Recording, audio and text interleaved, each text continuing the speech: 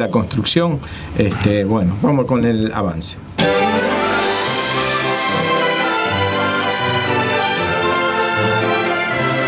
Entrevista en Aquí, Allá y en Todas Partes junto a Hugo López.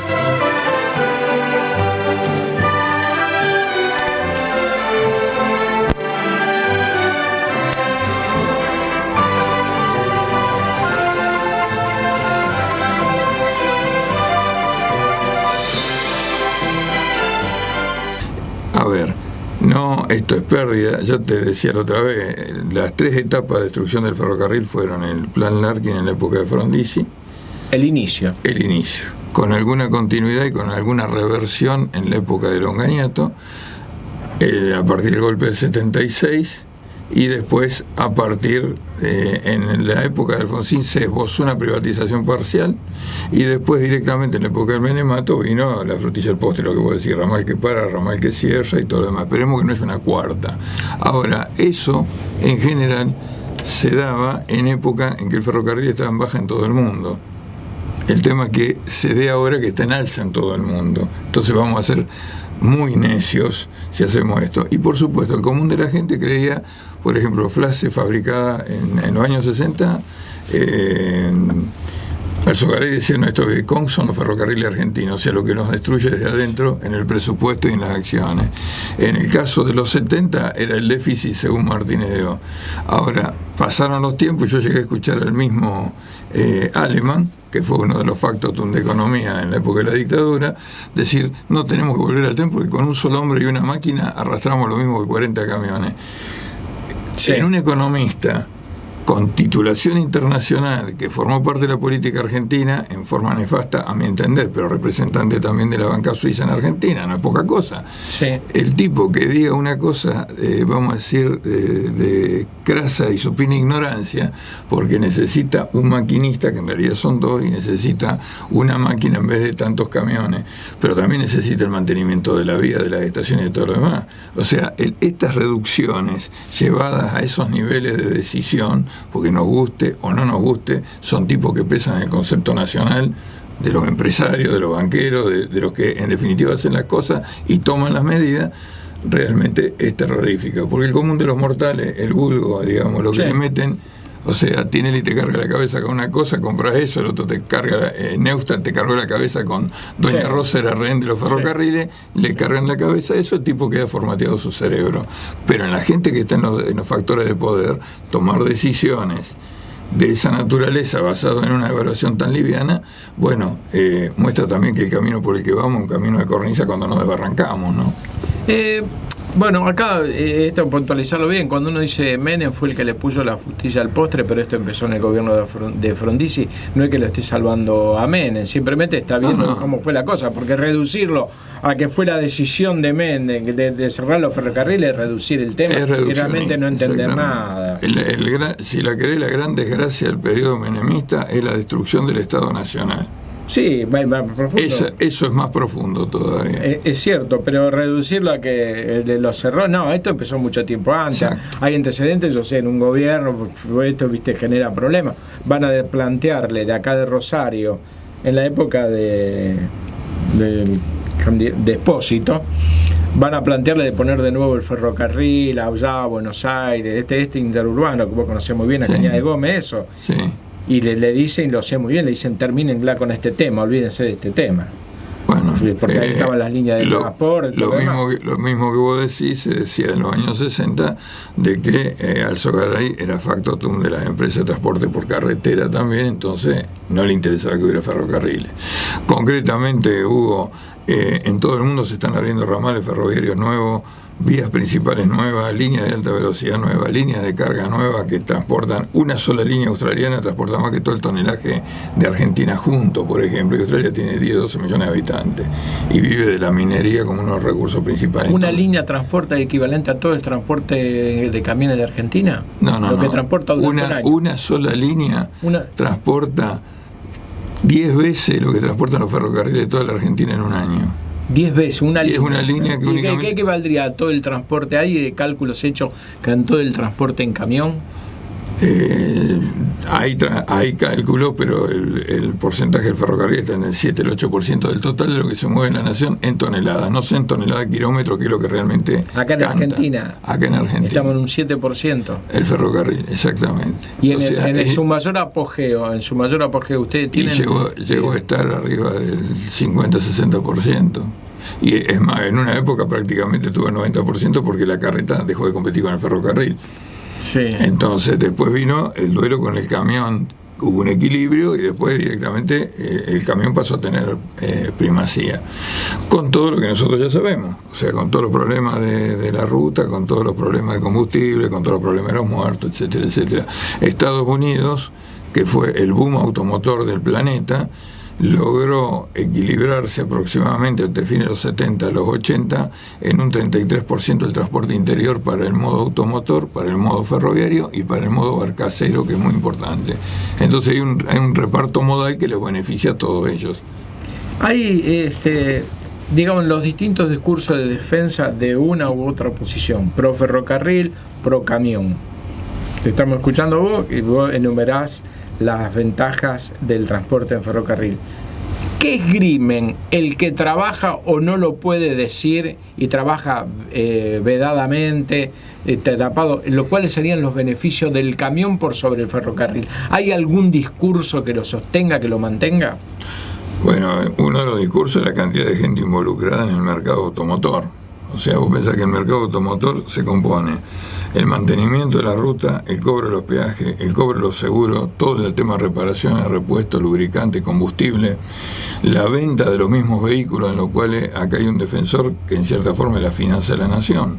¿Por qué? Porque del combustible, de los automotores y de todo lo que vos veas que está vinculado a esto, el Estado cobra en impuestos un montón de plata. Y después está la cuestión de un sindicato que se hace poderoso como el sindicato camionero, que no ve mal, mientras ellos cobren su sueldo o su tajada, que al resto de la población se esté cobrando transporte de más. Porque, por ejemplo, si yo fabrico, no sé, caramelos en Córdoba y tengo el centro de distribución en Buenos Aires, hago el flete Rosario-Córdoba y de Córdoba a Buenos Aires. Pasa por Rosario y vuelve a Rosario desde Buenos Aires consolidada la carga. Hay gente que hace ese tipo de cosas. Todos esos toneladas kilómetros que se venden los paga el consumidor final del producto. La golosina que vos te compraste en Rosario, si tiene todo ese flete de más y de vuelta a Buenos Aires, lo está pagando vos. Entonces todo esto influye en toda la República. Esto es una cuestión de lo que en algún momento se llamó la coordinación general de los transportes, que los transportes no compitan entre sí, sino de que todos ganen su tajada, pero que sea un costo razonable para el usuario, que en definitiva es el que paga todo. Y la lógica sería que el privilegio lo tenga el transporte que mayor beneficio da al sistema ecológico, bueno, porque eso es urgente, al sistema de seguridad, bueno, y a bajar los costes, y a la gente. Un país puede ordenar el trabajo de tal manera de que esa gente que iría a la industria automotriz, a las carreteras, todas estas cuestiones, se ocupe de otras cosas. Es lo que sería deseable. Por ejemplo, nosotros tenemos el famoso problema del Gran Rosario con los puertos. ¿Por qué? Porque la mayor parte de lo que va a los puertos tendría que llegar por vagón y llega por camión, que retarda la descarga y a la vez entorpece la vida del común de los mortales en toda la zona o del pasante, porque en un momento vemos la autopista transformada en playa de estacionamiento, se estaciona sobre los puentes, lo que está terminantemente prohibido por la ley, porque hace las cargas estáticas de los camiones deterioran los puentes, te bloquean las calles con camiones, la gente que vive en la zona del puerto vive un infierno, y todo ese tipo de externalidades se da porque no tenemos un buen sistema ferroviario que transporte a puerto. Este es el problema principal de la zona de Rosario, que es el mayor polo de portuario y de cracking de todo el tema de crushing, de todo el tema de molienda de oleaginosa para hacer aceite. Bueno, si tenemos en cuenta que tenemos la exportadora de cereales más importante del mundo acá, ¿no? Bueno, este panorama para Rosario y zona tendría que ser crucial. Sin embargo, vos ves los planes de desarrollo del ámbito metropolitano y todo lo demás, y el ferrocarril figura como un tema marginal. O sea, todo el mundo quiere conseguir una playa para poner más camiones arriba y lo que están destruyendo es suelo productivo, porque todos los suelos alrededor de Rosario, a Dios gracias, son buenos suelos productivos. Tenés por un lado el impacto de la inmobiliaria, que requiere suelo para la construcción, que tampoco tiene resuelto el tema de transporte, y por el otro lado el tema de la exportación de graneles que tendrían que venir por ferrocarril y llegan la mayor parte por camión, con lo cual tenemos un grave problema urbanístico, ecológico y de transporte, además de los costos que pagamos, porque nosotros estamos en el fin del mundo. Exportar a otro lugar, hoy hay tramos en que es más caro el flete interior que el flete por barco de nuestras exportaciones, lo cual dice, o Argentina es muy rica para tirar la plata, o pese a todo estamos haciendo las cosas muy mal y bueno, alguien tiene que pagarlo. Ahora, en el panorama político, en la gente que se ocupa de estas cuestiones de Estado y que se propone para dirigir los destinos de este país, por lo menos desde el punto de vista legislativo o ejecutivo, ¿hay interlocutores válidos que entiendan esta cuestión, que estén dispuestos a dar la batalla? Yo no lo veo. O sea, veo algunos gestos puntuales de un diputado, un senador, una senadora, una diputada, algún concejal, pero no lo veo como un tema de agenda, ni en el ámbito urbano y metropolitano de Rosario por el tema de los trenes pasajeros, ni en el tema nacional por el tema de las cargas. Acá, por ejemplo, la ciudad de Rosario decidió en sus planes urbanos que todas las playas ferroviarias de Rosario se conviertan en lugares de ocio, espacios verdes, supuestamente entre comillas, porque a veces son verdes cemento, o en lugares para vivienda, que realmente hay un déficit importante de vivienda.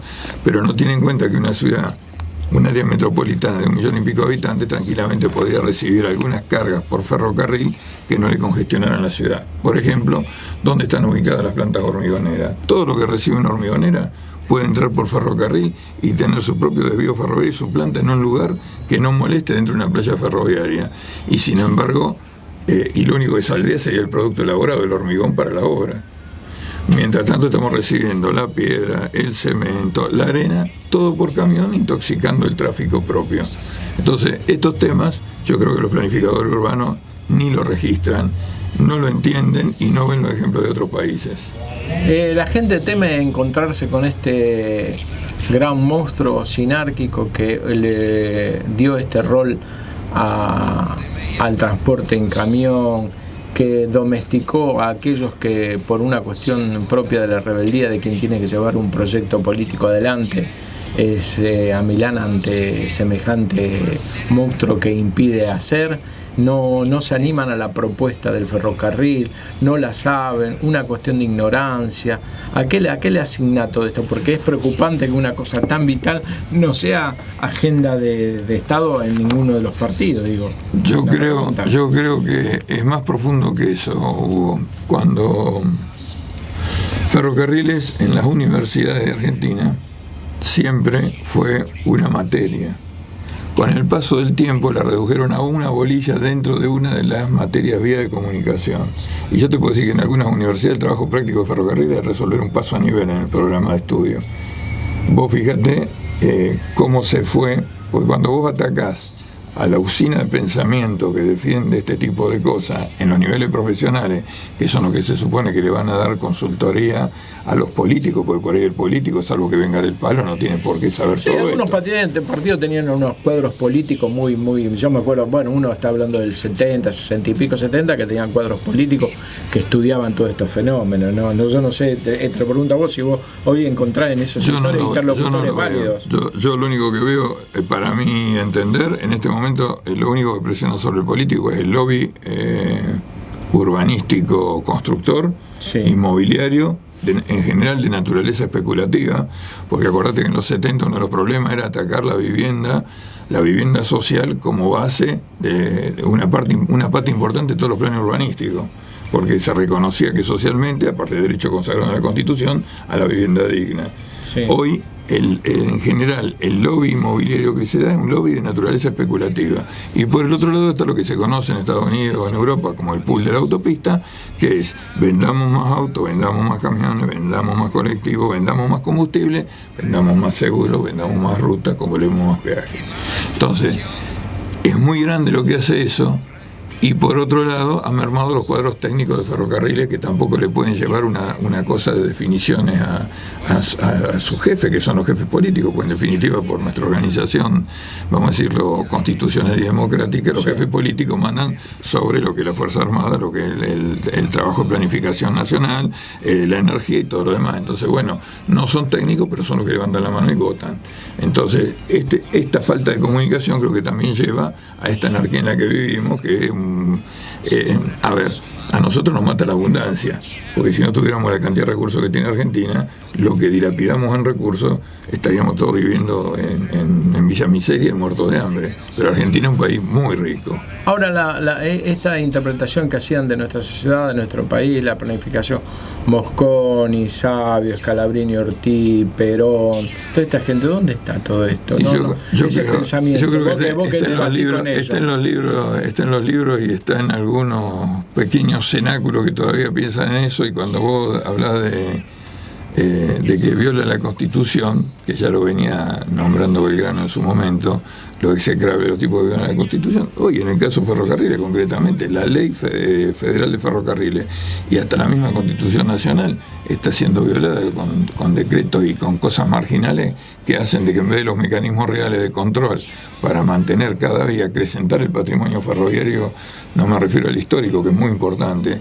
sino el patrimonio útil, el de servicio, se sigue apuntando a que cualquier intendente quiere el terreno de una estación para hacer una plaza y se lo dan porque no tienen planes para eso, o quieren cerrar las playas importantes de Buenos Aires para la cuestión inmobiliaria y quieren vender la chatarra que se puede reparar en taller argentino porque molesta arriba de terreno que se pueden lotear.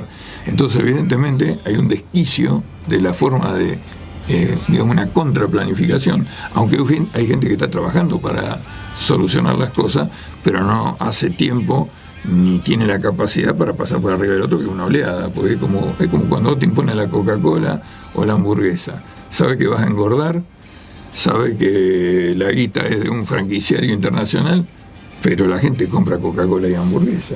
Mira, siempre digo, vamos a seguir con estos programas, a ver cómo lo hacemos.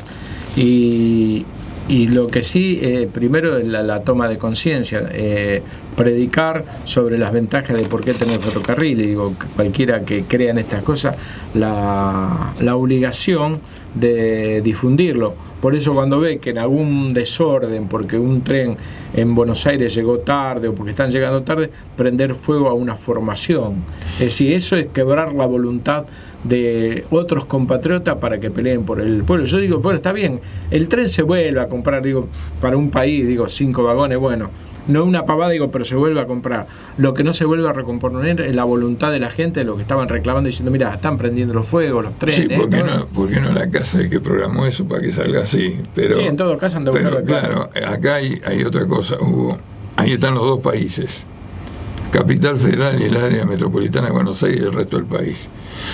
Yo siempre le digo a los amigos porteños, cuando se quejan desesperadamente del desastre que son los ferrocarriles y que ellos no pueden viajar, le digo, pero ustedes tienen ferrocarriles, nosotros los perdimos hace 40 años y no nos lo devolvieron, y nosotros le pagamos los trenes que ustedes prenden fuego y las estaciones que ustedes prenden fuego. Claro. Entonces, eso es una injusticia suprema. Ahora les llega la renovación de todos vehículos nuevos con aire acondicionado y eléctrico, y nosotros ni siquiera tenemos los descartes de lo que usaban ellos hasta ayer, porque en una vez están pensando, los genios porteños, en que como ya no sirve más en Buenos Aires, el resto del país no tiene trenes, no importa. Ahora, la pregunta es, porque ya se vende como chatarra. Sí, no, terrible. Esto, porque estamos medio terminando. Decime, lo que es la estación central.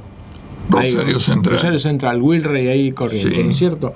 Que yo la conocí, yo me acuerdo con mis tíos ahí, que eso era para un pequeño, como digo, Constitución en chiquito, claro, de diarios y revistas. La cabecera regional más grande fuera de Buenos Aires. Eso ya se anuló definitivamente, no quedó manera de entrar, porque están los restaurantes y privilegiaron el tema gastronómico ante la posibilidad de que algún momento volviera. Bueno, mi humilde parecer es que los pusieron para que no vuelvan. A ver si soy claro, lo mismo que la anulación de la capacidad ferroviaria del túnel. Sí. El túnel tenía cláusula, el túnel hacia Puerto tenía cláusula de que el ferrocarril... Puente Rosario Victoria también. El puente Rosario Victoria no se le pusieron vías. El puente que quieren hacer entre Chaco y Barranqueras Nuevo tampoco le quieren poner vías. Esas son decisiones estratégicas de un país.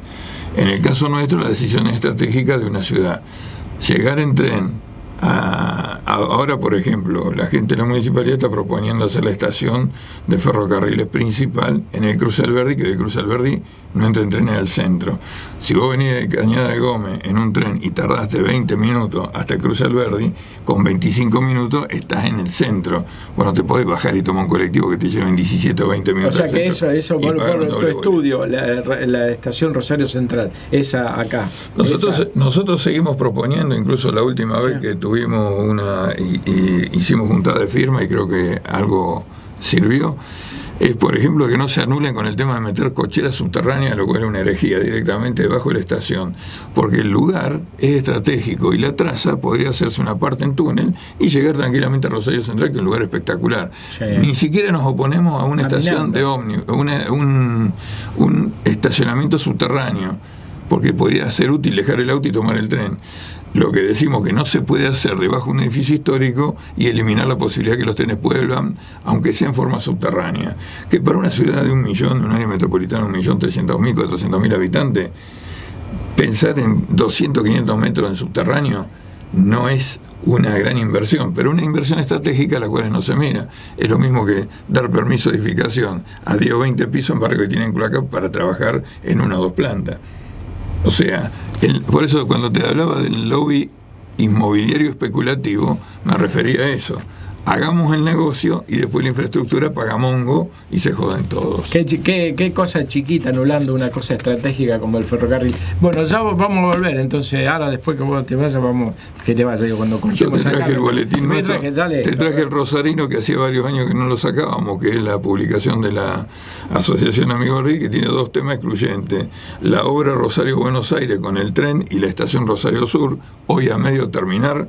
Pero hay que reconocer que la primera estación a escala barrial que se construye en Rosario en casi 1 siglo y medio es en Rosario Sur, lo que era la Pedro Gronewald, en la estación donde paraban originalmente los trenes, que ahora llegan a Rosario Norte. Y la puesta en marcha de nuestro tranvía histórico junto con la municipalidad, que es el primer tranvía argentino de los años 30, restaurado a original, hecho por mano rosarina, calculado, rescatado, reconstruido por industria rosarina y empresas públicas y empresas privadas rosarinas y particulares. Bueno, yo te agradezco. Todo esto la voy a llevar al responsable acá del gremio, porque él, un luchador de todo esto, así que ahora la voy a tomar y la voy a trasladar ahí. Después ya me encontraré yo con una de ellas. ¿Y dónde se puede conseguir esto? Estación Central Córdoba, donde tenemos el museo los días sábados a la tarde. Bueno. Así que ahí la pueden comprar. Exacto. Bueno, ahora cuando terminamos, ya estamos en el final del programa, le vamos a decir a los amigos, nos volveremos a encontrar mañana si Dios quiere. Un abrazo para todos. Estuvimos con Fabián Arias, con Salvador Amuy, con Hernán Cabrera y vos, José Maggi, siempre. No, José Maggi. Perdón, Rolando, nada que ver. Rolando Maggi. Saludos para José María. Rolando Maggi, acá siempre con esta militancia de la cual nosotros nos hacemos eco y tratamos de transmitir. Ahora después hablamos a ver si la semana que viene, si tu viaje, tus cosas permiten esto y charlamos sobre el tema. Hasta el próximo, hasta mañana, si Dios quiere, y un abrazo para todos.